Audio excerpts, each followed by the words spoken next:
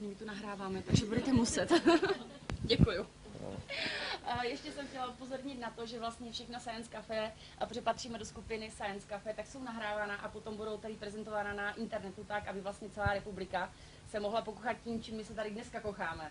A zároveň potom, kdo bude mít třeba zájem, tak můžu poslat ty stránky Science Café a můžete si tam podívat na Science Café, které proběhly v celé České republice. Zároveň, čímž vám teda sděluji, že budou vaše osobní data nebo vaše tváře možná vidět na internetu, tak abyste o tom věděli. A čímž bylo učiněno zadost, myslím, celému zákonu o osobních údajích. A zároveň bych vás poprosila potom, až jestli budete mít potom nějaké otázky k této přednášce a budete i odpovídat na ty otázky, tak kdybyste byli tak hodní, já tady pošlu potom mikrofon a ty otázky kladu do toho mikrofonu, aby to bylo dobře slyšet a odpovědi na vaše otázky, zároveň tu otázku mohli slyšet teda i lidi na tom internetu. Tak děkuju moc. No tak v prvom rade, keď si chceme položiť otázku, ako vznikol život, tak by sme si mali ten život nejakým spôsobom zadefinovať.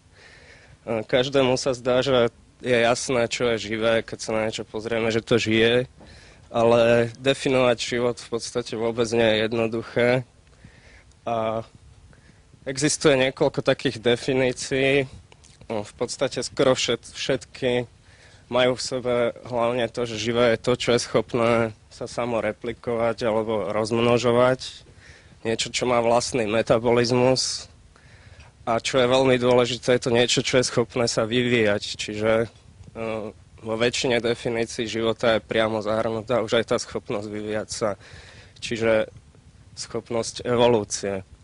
No, potom existuje aj tzv. Entropická definícia života, ktorá hovorí o tom, že je to ohraničený priestor, v ktorom sa zvyšuje usporiadanosť v cykloch hnaných tokom energie. Čiže organizmy v sebe zvyšujú usporiadanosť, čiže vlastne porušujú termodynamické zákony, ale zase zvyšujú neusporiadanosť okolo seba.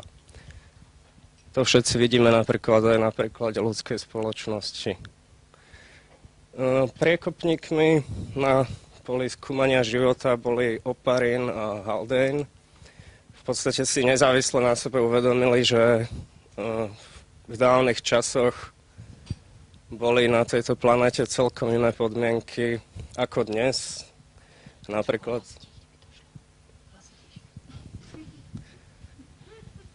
v tom čase, keď asi život vznikol, tak na Zemi nebolo v atmosfére takmer žiadny kyslík.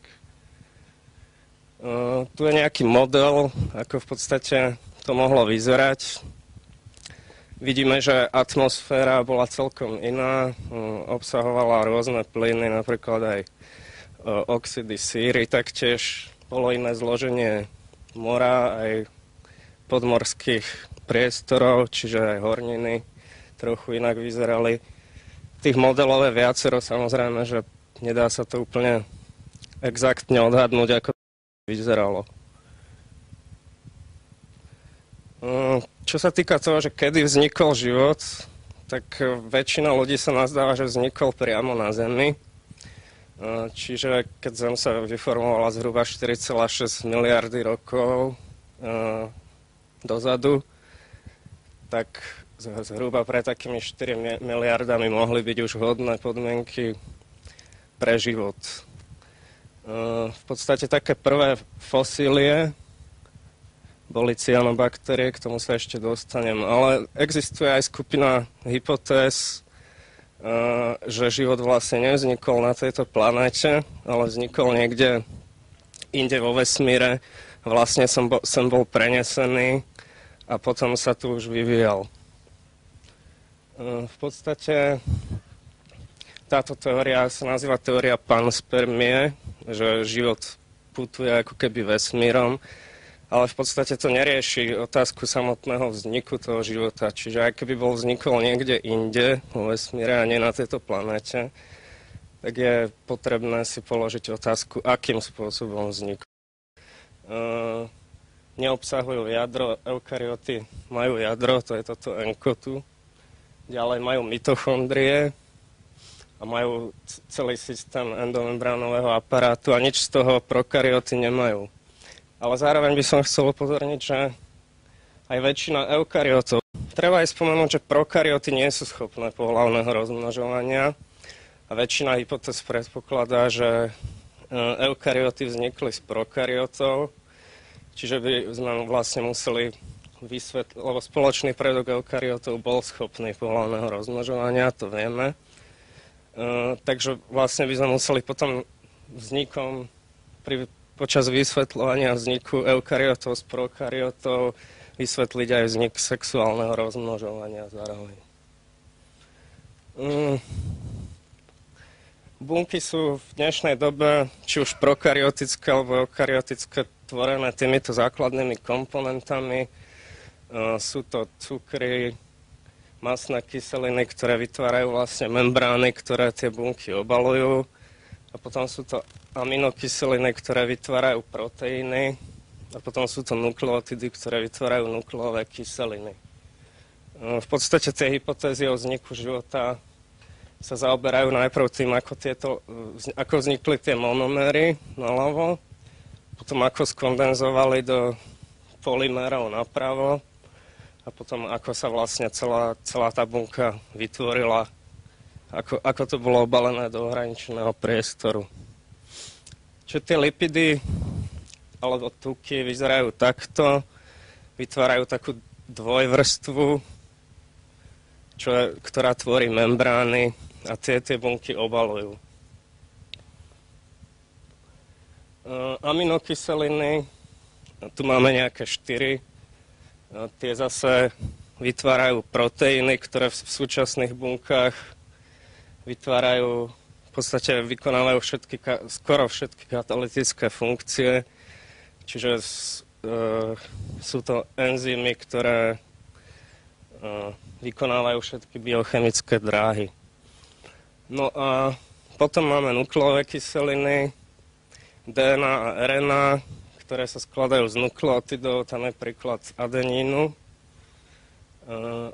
ale ešte tam môže byť cytozín, guanín, tymín. V RNA to je vlastne veľmi podobná molekula, akorát, že namiesto tymínu tam má uracil a v DNA je namiesto tohoto OH je tam iba vodík jeden. Čiže aj DNA môže byť aj jednovláknová, RNA tá je väčšinou jednovláknová, DNA ale je väčšinou známa ako dvojzávitnica, lebo tie bázy medzi tými jedným a druhým vláknom sa takto navzájom párujú. Napriek tomu tá RNA, tá je väčšinou jednovláknová, ale aj v rámci tej jednej molekuly RNA dochádza k takémuto vnútromolekulovému párovaniu, takže tá RNA potom vytvára rôzne všelijaké štruktúry. Tu máme príklad tRNA a rRNA, ktoré sa účastnia veľmi dôležitého procesu práve proteínovej syntézy. V podstate v súčasných organizmoch to vyzerá tak, že genetická informácia je kódovaná DNA, potom sa prepisuje do RNA, tá RNA sa zvyčajne translatuje do proteínov a tie proteíny potom vykonávajú všetky katalytické funkcie, vrátane syntézy lipidov, ktoré potom obalujú tie bunky. Samozrejme, aby sa dospelo k niečomu takémuto, tak to muselo trvať veľmi dlhý čas a asi to nebol vôbec jednoduchý proces. Čiže ako som povedal, najprv sa uvažuje o tom, ako vznikli tie monoméry, potom ako skondenzovali do polymérov, potom sa uvažuje o tom, ako sa vyvinula schopnosť autoreplikácie a ďalej, ako boli tie makromolekuly uzatvorené do ohraničeného priestoru. No a ešte zaujímavá otázka, ako vyzeral spoločný predok všetkých živých organizmov, ktorý sa nazýva LUCA, z anglického Last Universal Common Ancestor. Čiže tá prvá otázka, ako vznikli vlastne monoméry, tak to sa dá experimentálne testovať. V podstate tuto je taký pomerne starý pokus Stanleyho Millera z 50. rokov. Tu máme aparatúru, ktorú oni použili, že sem natlačili plyny, nejaké elektrické výboje. Tu máme nejakú vriacu vodu, tu sa to potom chladilo a tu to zachytávali, čo vznikalo. No a po nejakých 150 hodinách skutočne vznikli nejaké organické látky ako laktát, alanín, acetát, alanín, glicín, to sú aminokyseliny, kyselina mravčia a iné. Čiže skutočne len takouto jednoduchou cestou sme schopní pripraviť z anorganických molekúl organické experimentálne v laboratóriu. Vo všeobecnosti sa predpokladá, že východisková látka pre syntézu purínu a pyrimidinov bol kyanovodík. Aminokyseliny pravdepodobne vznikli z aldehydov. No a potom, keďže takto sme schopní pripraviť monoméry, dajú sa aj robiť pokusy s tzv. Kondenzačnými činidlami, čo sú látky, ktoré za istých experimentálnych podmienok zase dokážu skondenzovať tie monoméry už do nejakých takých väčších, konkrétne veľké DNA vírusy, ktoré pravdepodobne tým, že prepli na inú formu nukleovej kyseliny, dokázali uniknúť imunitnej odpovedi hostiteľa. Navyše tá DNA je oveľa stabilnejšia. Aj s tým sa robili nejaké pokusy, že za istých podmienok, keď sa aminokyseliny zahrajú alebo tak dokážu vytvárať aj proteíny, takéto útvary, ktoré majú nejakú dutinu, v ktorej by mohol prebiehať nejaký metabolizmus. Pomerne populárna hypotéza je,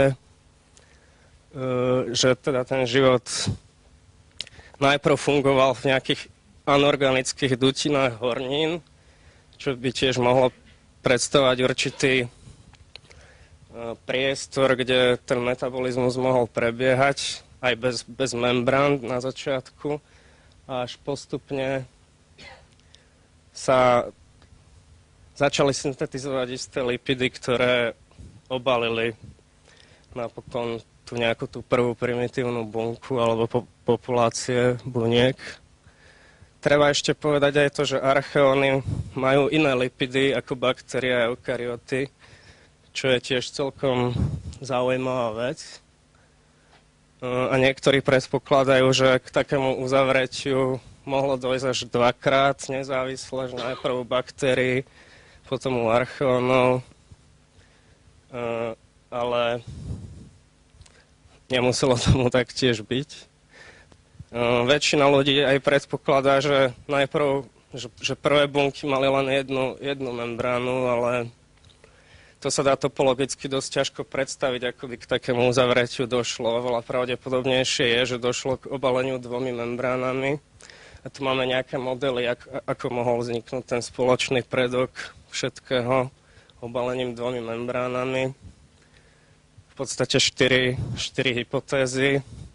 Toto predstavuje nejaký vezikulus 1, kde tu došlo k fúzii a nejaké molekuly boli uzavreté v tom priestore. Tu máme fúziu takýchto dvoch lipidických vezikul, tu viacerých.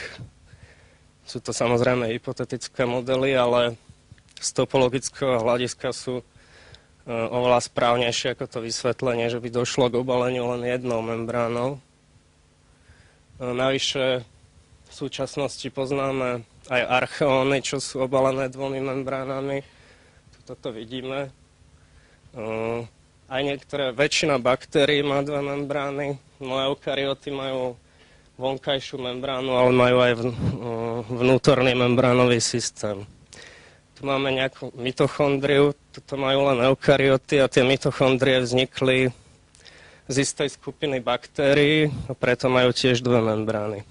To bola vlastne symbióza, že sa baktéria dostala do nejakého protoeukaryota a vznikli z nej mitochondrie. Čo sa týka spoločného predka všetkých živých organizmov, väčšina odborníkov sa nazdáva, že to bol prokaryot, ale v skutočnosti na to nie sú vôbec žiadne dôkazy a ten spoločný predok mohol mať iba to, môžeme si byť istí iba tým, že mal zrejme nejaké lipidy, že mal ribozómy s tými rRNA, možno mal DNA, ale nemusel mať. Čiže mohla to byť aj populácia nejakých tých ribobuniek, ktoré ešte fungovali na báze tej RNA a iba začali syntetizovať proteíny.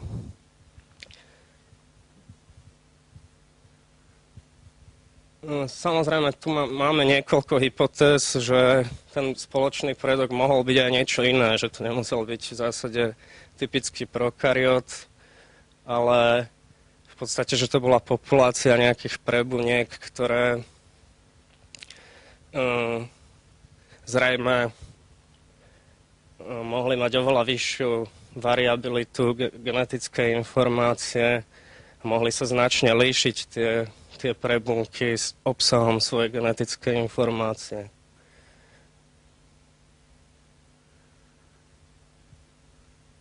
No tu máme nejaké hypotézy, ako by mohli vzniknúť tie eukaryoty z prokaryotov. Veľmi populárna je napríklad táto hypotéza, že predkom eukaryotov bol archeón, ktorý prijal mitochondriu. Na druhej strane potom máme hypotézy, ktoré uvažujú o fúzii viacerých prokaryotov. A potom máme hypotézu, ktorá predpokladá, že tým hostiteľom už bola takmer hotová eukaryotická bunka, ktorá len vytvorila tú alfa-proteobaktériu, z ktorej sa stala mitochondria. Tá hypotéza vlastne fúzie archeóna s baktériou má v podstate tú medzeru, že jednak také organizmy sa nevyskytujú, ktoré by mali v podstate zmes lipidov archeálnych a bakteriálnych.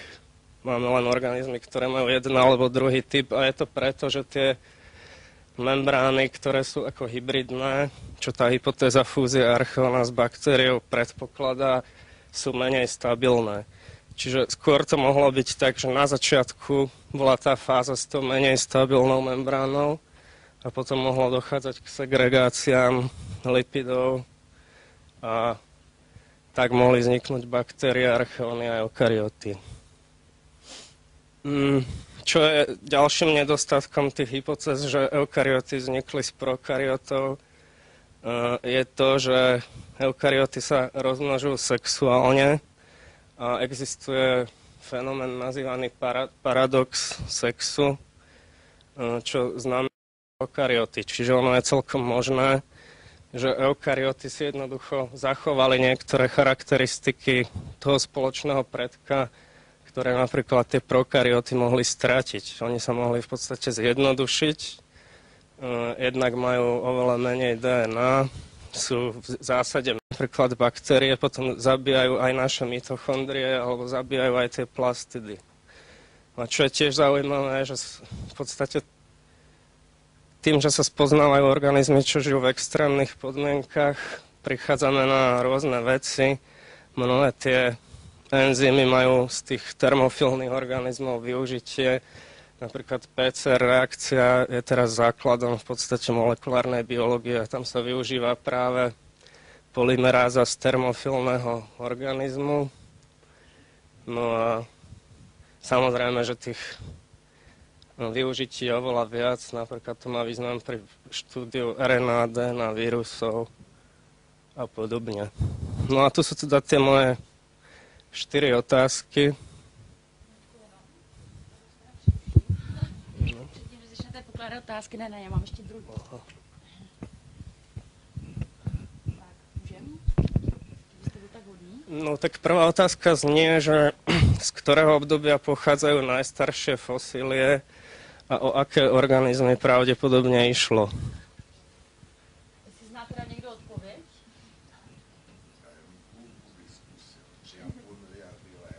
Minutku, já vám to vedu takhle.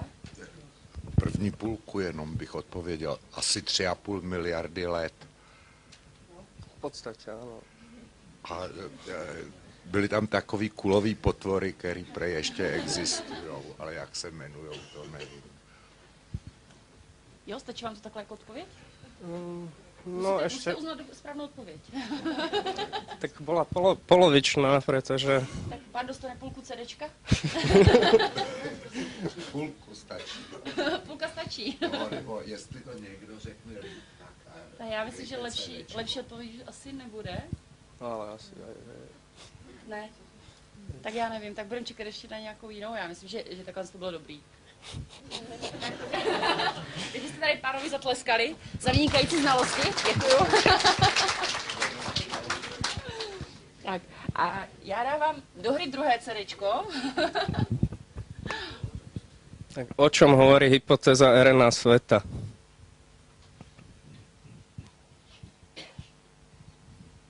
Ano, moment, já už utíkám dozadu. Někomu, kdo dával pozor. Tak pozor, o tom mluví ti biologové, třeba pan Pačes, že ten DNA svět dneska nebyl první, že na základě těch retrovírů víme dneska AIDS třeba, retrovirus, že první byl ten svět těch RNA organismů, které měly jako jednodušší ty systémy na základě RNA kyselin, že jo, pak. Jste to sám řekl, ty DNA kyseliny jsou stabilnější, takže se pak vyvinuly postupně, no, ale první byly ty RNA bakterie, které připisovaly hned do bílkovin vlastně, pravděpodobně. Jo, je to dobrá odpověď? Dobře, V tak já vám podstatě ano. Že to nebyla správná? Já mu to vezmu.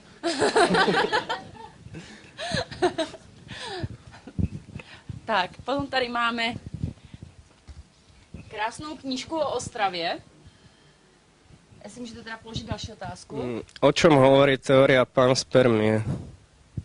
A tady mladý muž, minutka, já vám dám mikrofon. To jste vlastně na začátku říkal, že panspermie je o tom, že původ vzniku života putuje jako kometa. To jde? To funguje? Je takhle? To právě do té kamery, že jo? Ach, takže vlastně původ života putuje po vesmíru jako kometa, ty základní elementární prvky. No nie prvky, ale áno, v podstate, že akože život putuje vesmírom, hej, o tom to hovorí. Tak ale ano, beru jako správnou odpověď. Tak a poslední dárek, co tady máme, aspoň v téhle první části, krajinou a městy Moravy a Slezska.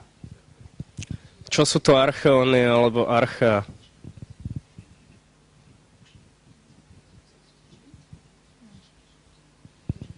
Ne, vy už jste vyhrál. A tady slečna. Nebo paní, pardon, já si úplně nejsem jistá. Jsou to prokaryotické organismy. To áno. A já vám tady takhle přidám knížečku. Teď mi napadá, že těm ostatním se netleskali, jenom tady panu docentovi. Tak to všechny. Tak je to všechno teda. Takže já poděkuju panu doktorovi za krásnou